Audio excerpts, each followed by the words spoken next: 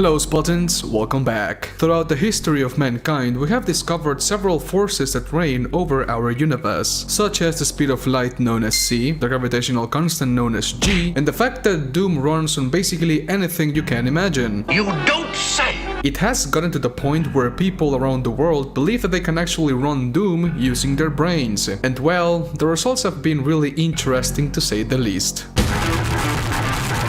Doom is by far the most ported game in the history of video games. You don't say. Both Skyrim and Resident Evil 4 are nothing compared to how many times Doom has been ported. The PlayStation, Super Nintendo, Sega 32X, Atari Jaguar, Sega Saturn, the list goes on. However, all of those ports for Doom were officially licensed by developers with a budget of a couple $100,000 and were made for hardware having video games in mind. Well, in some cases. I think I can smell shite.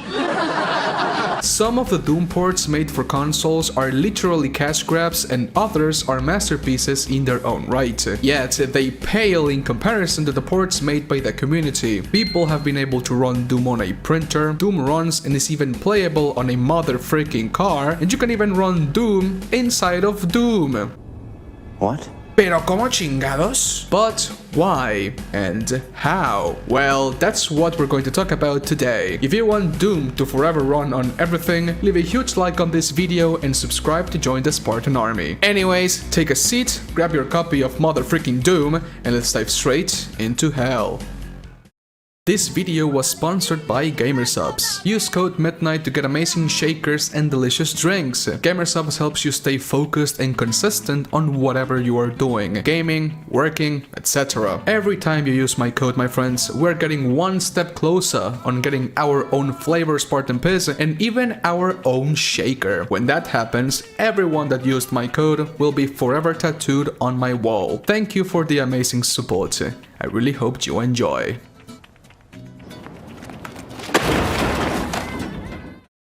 If you grew up through the 1990s, then you would remember that Doom was basically everywhere. At school, your house, your friend's house, it didn't matter. It doesn't matter! If there was a computer present, it had Doom installed, because that's how it should be. It's the curse of nature. But why? Why did Doom become such an omnipresent entity in the 90s? Well, to know that, my friends, we need to go back in time to the late 1980s. Inside the offices of a small company known as Softdisk, which was a company that sent disc magazines or megasets to its subscribers via mail about tech. John Romero joined the company in March of 1989 as a programmer, and in July of 1990, he persuaded the company on creating its own PC games division. What a Chad move.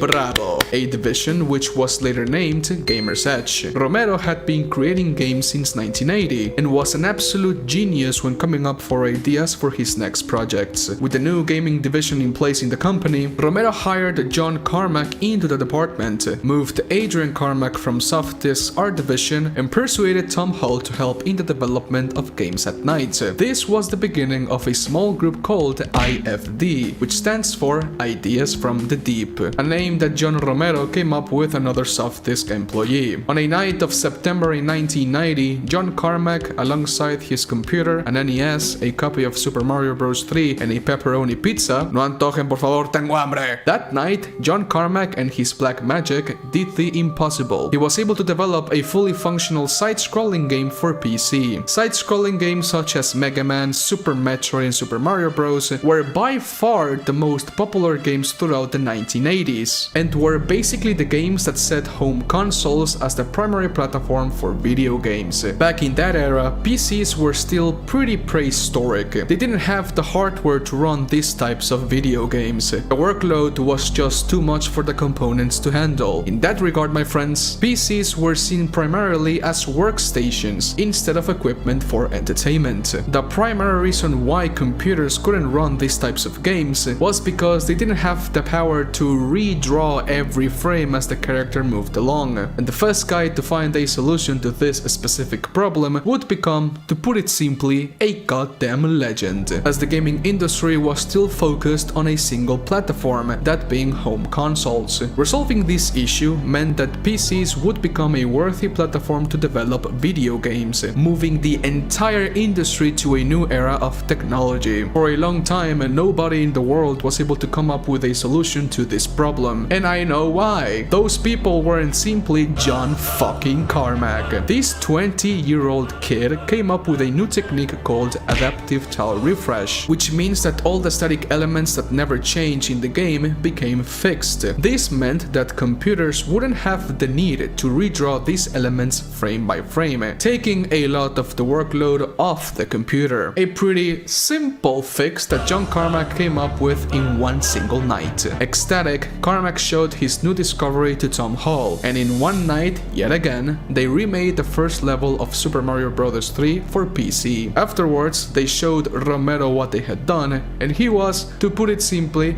flabbergasted. Like I said before, side-scrollers were the games that had consoles as the principal platform for gaming, but now that it was possible to run these types of games in PC, Carmack, Hall, and Romero were sitting on a freaking goldmine. Shortly after, Carmack and Romero began porting most of the game to PC, and when they had a good chunk of levels already ported, they got in touch with Nintendo and asked them if they could launch the port. And well, Nintendo basically said, "Oh, yes, thank you. Very nice. Very, very nice. Well, te me sales a la chingada de mi oficina. ¿Cómo que poner mis juegos en tu pinche plataforma? Nintendo para siempre, imbécil!" Which is ironic because just a couple of years later, Nintendo begged id Software to give them the okay on making a Doom port for the Super Nintendo, which is one of the worst ports for Doom ever created and is literally a cash grab. Well, that's definitely shite. If you want to see that video, leave a huge like, my friend. Thank you. Anyhow, after this huge technological leap, Carmack, Romero, Hall, and Carmack developed their own version of Super Mario Bros., that being Commander Keen, and published it through Apogee Software. The game was, to put it simply, a colossal hit. It was such a big deal for the little IFD group that after receiving their very first royalty check, all of them said goodbye to Softdisk, and in February of 1991, they founded id Software. This company has such an important role in the history of video games. Most of the things you play now came to be thanks to the brilliant minds of its creators, especially John Carmack and John Romero. After the success of Commander Keen, Romero took a more artistic approach on the creation of video games, as he was the mastermind behind the design, and Carmack became the brains of the company. In this video I want to focus more on John Carmack than John Romero, so I apologize to all of my Romero stans. I'm sorry. To put it simply, my friends, John freaking Carmack is a fucking genius, and most, if not all the things he has done, still have an impact on this industry of video games. This absolute unit came up with several techniques to keep pushing gaming into what it is today. To name a few examples, he came up with adaptive tile refresh for Commander Keen, raycasting for Hover Tank 3D, Catacombs 3D, and Wolfenstein 3D, binary space partitioning for Doom, and surface catching for Quake. Carmack came up with all of these different techniques on his own. Therefore, if it wasn't for this wizard, things like Half-Life and Call of Duty would have never even existed. What? There was a point in the industry where basically everything that was coming out had its roots back on id Software, especially John Carmack. Of course, Carmack licensed all of that technology he came up with, and no wonder. The man gave one of his supercars at QuakeCon 1997 as a prize for a tournament of Quake. He was basically swimming in money at that point. Anyhow, with the release of Wolfenstein 3D, id Software blew to stardom, and with the revenue they got from Wolfenstein, they decided that their next game was going to be the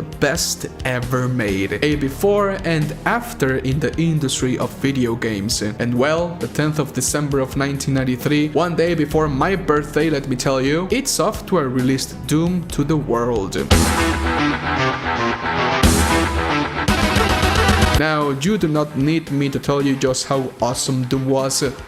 but I'll do it anyways. Doom had it all: gore, weapons, atmosphere, fast as fuck gameplay, and a cool as hell soundtrack. Before Doom, there was simply nothing like it. Doom was such a phenomenon that basically most, if not all, of the console manufacturers wanted a port of Doom for their system. Doom was such a hit that it was installed on more computers than Windows 95. It was so big that even Bill Gates used Doom as a marketing strategy to sell Windows 95. Don't interrupt me. Okay. It didn't help at all that Doom was spread as shareware as well, which meant that you could download 1/3 of the game on the internet or get it by mail. With all of this, slowly but surely, people began getting accustomed to the idea that Doom ran on basically any computing device they owned. In the 1990s, it was basically a meme that Doom ran on basically anything you saw. And on a day of 1997, this meme skyrocketed. John Carmack did the unthinkable. He uploaded the source code of Doom to the internet, meaning that anyone with a computer could tweak the code of the game as they pleased. Little side note, my friends, but this was the source code of the Linux version of Doom. Carmack couldn't release the source code of the MS-DOS and Windows 95 versions of Doom, as it would have been copyright infringement, and Daddy Microsoft would have been very angry, as those were the operating systems that pretty much 99% of the world used at the time. However, the community was able to port this version of Doom to MS-DOS and Windows 95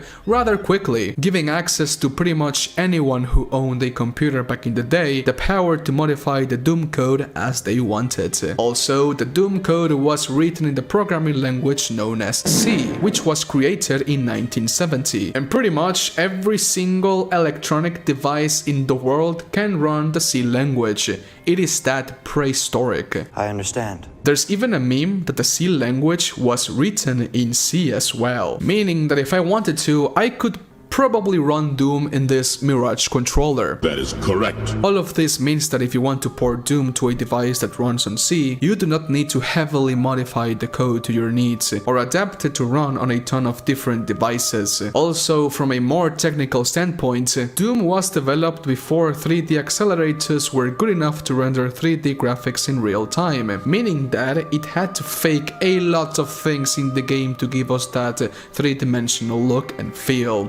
Nowadays, my friends, we even have supercomputers in our pockets that blow 1990s hardware out of the park. This tiny little thing is more powerful than this. 1,000 times more powerful, to say the least. All of this is what gave birth to the religious ideology of trying to run Doom on basically anything that comes across our paths. Like, for example, Doom runs on a Pocketbook 360, Doom runs on an iPod Nano, an MP3 player, a mother freaking oscilloscope, an LED billboard, on this weird looking tablet. Doom runs on a freaking airplane, a cell phone. Yes, you guessed it, Doom runs on a goddamn printer, as well as on a mother freaking piano, baby boy. On a camera from the 90s, Doom also runs on an Apple Watch, on the touch bar of a MacBook Pro. Doom runs on whatever the hell this thing is. Doom runs on an Optimus Maximus with mods installed. Doom runs inside of motherfucking Doom, and Doom even runs inside of Minecraft. If Doom runs on everything, does that mean that Doom is everything? I'll leave you that as homework for the next video. Thank you so much for watching, my friends. Have a great day, stay safe. Adios, bye.